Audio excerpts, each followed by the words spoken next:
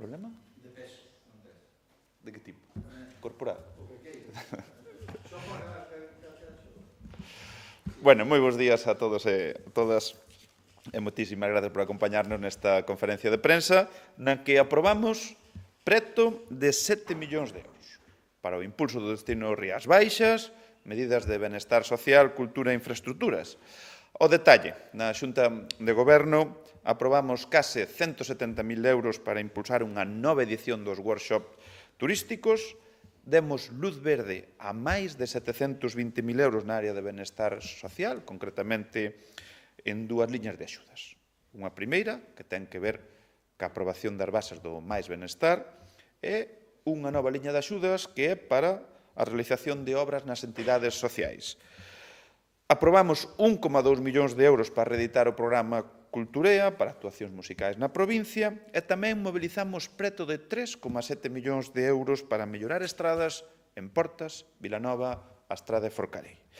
E comezamos falando de turismo, porque hoxe, en concreto, aprobamos a contratación dos workshops con actores turísticos para promocionar o destino Rías Baixas cun orzamento de 170.000 euros.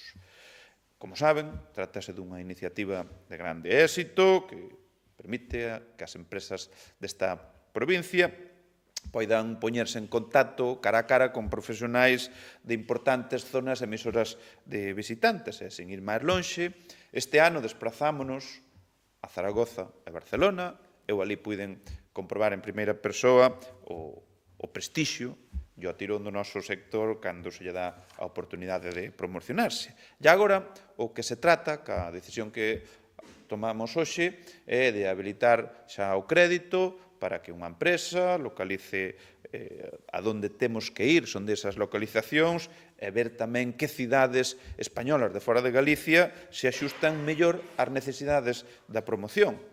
Esta proposta vaise facer en base ao análise do perfil do turista das Rías Baixas e tamén a posibilidade real de que aumente o número de turistas procedentes deses mercados.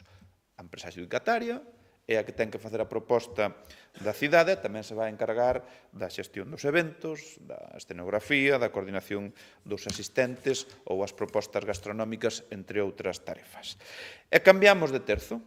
Vamos a benestar social con dous asuntos. O primeiro deles, a aprobación das bases dunha nova edición do programa Máis Benestar de Termalismo Social que estará dotado no ano 2026 con máis de 220.000 euros. Trátase, como sabedes, dun programa de termalismo social dirixido a persoas maiores, xubilados e pensionistas da provincia de Pontevedra e que buscamos fomentar o envellecemento activo e aumentar a calidade de vida destas persoas. En particular son ofertas estadías de 6 días e 5 noites en hotéis con balneario, talaso ou instalacións de características similares da provincia de Pontevedra, en réxime de pensión completa, con actividades de animación sociocultural e para un máximo de 2.127 persoas. E o que hoxe facemos é aprobar esas bases que rexen a concesión desas prazas que axudicaremos de cara ao 2026. É un programa que está cofinanciado entre a Diputación e as persoas usuarias, de forma que no réxime xeral a Diputación oferta 2.100 prazas e aporta 100 euros. E logo temos 30 prazas de réxime especial onde a Diputación subvenciona con 400 euros. As prazas vanse conceder por concorrencia competitiva e de haber máis solicitudes que as prazas que poñemos a disposición, vais a facer un sorteo con medios informáticos, como se fixo este último ano como exemplo. O noso obxectivo é promover espazos de encontro, de intercambio, de experiencias que permitan fomentar a independencia dos nosos maiores e evitar o illamento e situacións de soidade non desexada. E seguindo co apartado de benestar social, unha segunda cuestión novidosa, que é unha nova liña de axudas, porque vimos de aprobar as bases dunha liña de axudas dotadas con 600.000 euros para que as entidades sociais podan realizar obras nas súas instalacións. E con estes recursos van poder facer fronte á construción, rehabilitación, ampliación e reformas dos centros de iniciativa social levados a cabo no 25 e no 26, de 2 anos. E buscamos con isto promover a mellora dos inmobles a través da actuación de conservación e funcionalidade dos edificios, eficiencia enerxética, seguridade e accesibilidade universal. O importe mínimo da actuación ten que ser de 100.000 euros. A axuda máxima é de 80.000 euros. En ningún caso, basicamente, pode superar ese 80%, e as obras teñen que realizarse tanto en inmobles da súa titularidade ou ben sobre outros que teñan un dereito de uso por mínimo de 5 anos.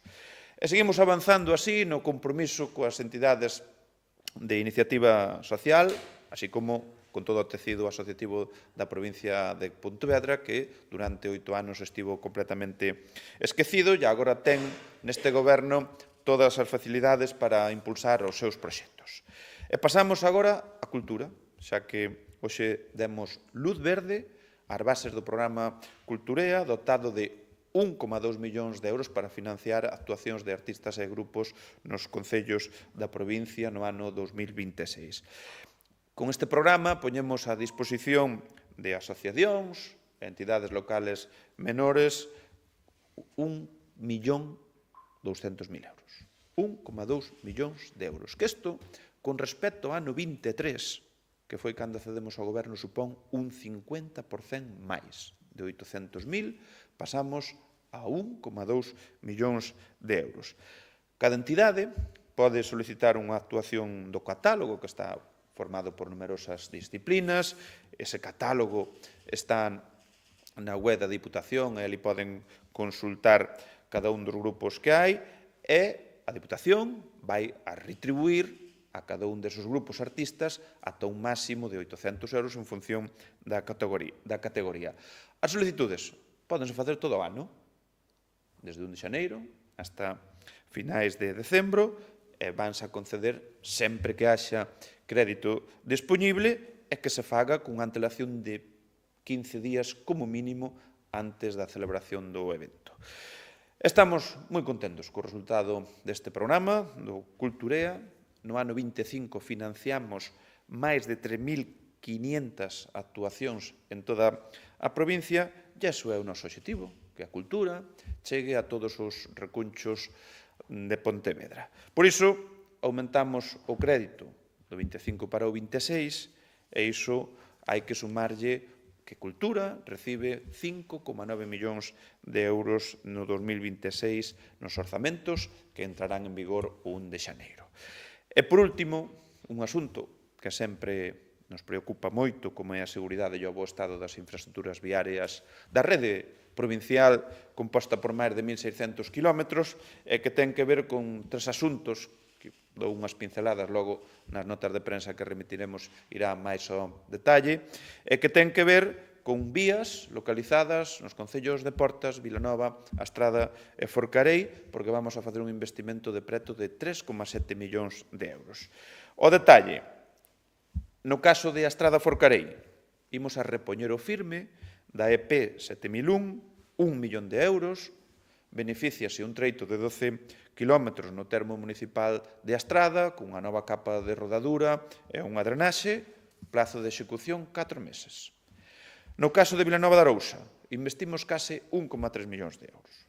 En particular, na EP 9701 Baión-András, onde executaremos obras de mellora de seguridade viaria nun treito de 400 metros, e na EP 9703 Vilanova de Arousa, Ponte Arnelas, nun treito de 2,5 kilómetros. E no caso de Portas, aquí vamos ensanchar e acondicionar a EP 8101 Portas Romai, cunha inversión de 1,4 millóns de euros nun treito de máis de 3,3 kilómetros, onde reformaremos os espazos existentes, con zonas que inclúen unha senda peonil, zonas de convivencia de peóns e vehículos, e aquí vai ser mediante a fórmula dun convenio, onde a Diputación pon o 80%, 1,1 millón de euros, e o Concello de Portas o 20% restante, 280.000 euros. E o prazo de execución son 12 meses.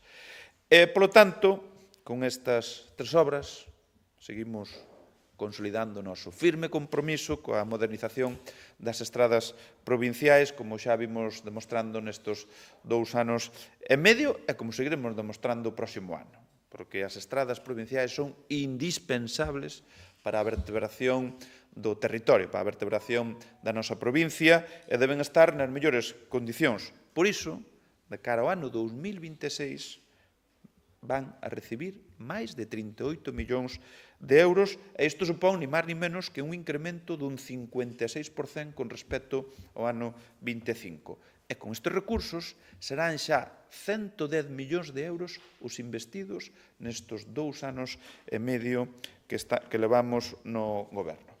E, polo tanto, tamén nin que decir hai que toda a posta a punto pois é o camiño que estamos a levar e que vamos a seguir facendo actuacións de un carácter integral ou localizadas pois, en zonas que técnicamente haxa que facer esas melloras. Pola miña parte, non teño máis que engadir á espera de si algunha pregunta que poida respostar. O termalismo, cando se pode empezar a pedir? Eso, no momento no que as bases salgan publicadas e haxa a xestión das mesmas, xa abrimos o prazo.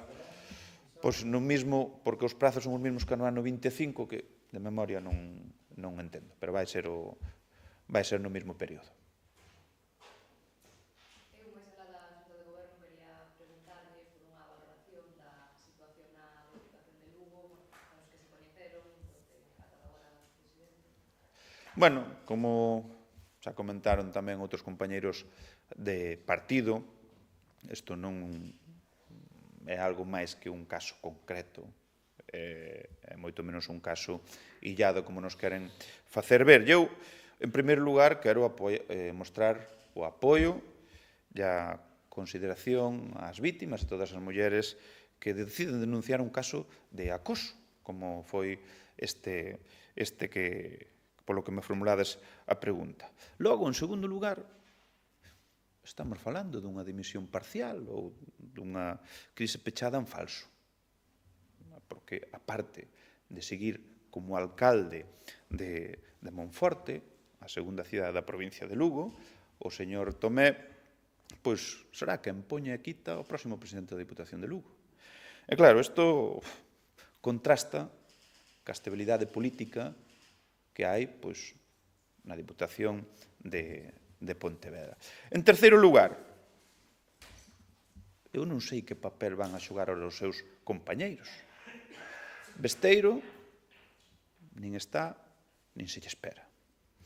Logo, o PSOE de Lugo falou, a alcaldesa de Coruña tamén, os socialistas da provincia de Pontevedra nada dixeron. E aquí se dan circunstancias que a presidenta do PSDG, anterior presidenta da Diputación de Pontevedra, que sempre ela unha moi considerada e abandeirado a igualdade e sempre tan dispoñible para ir á confrontación, nada di. Silencio total e absoluto. E aquí temos un caso do peor machismo do PSOE. Xa o Tito Berni, a Coldo, a Ábalos, a Salazar. Por lo tanto, aquí non vamos a tolerar ningún tipo de leccións de igualdade, nin a primeira. E a última consideración pois ten que ver co Bloque Nacionalista Galego, porque hasta onde chega esa submisión ás falcatruadas do seu socio de goberno non só na provincia de Lugo, senón tamén noutros ámbitos, como pode ser no goberno central. A ti. Bueno, disfruten del inicio de la Navidad.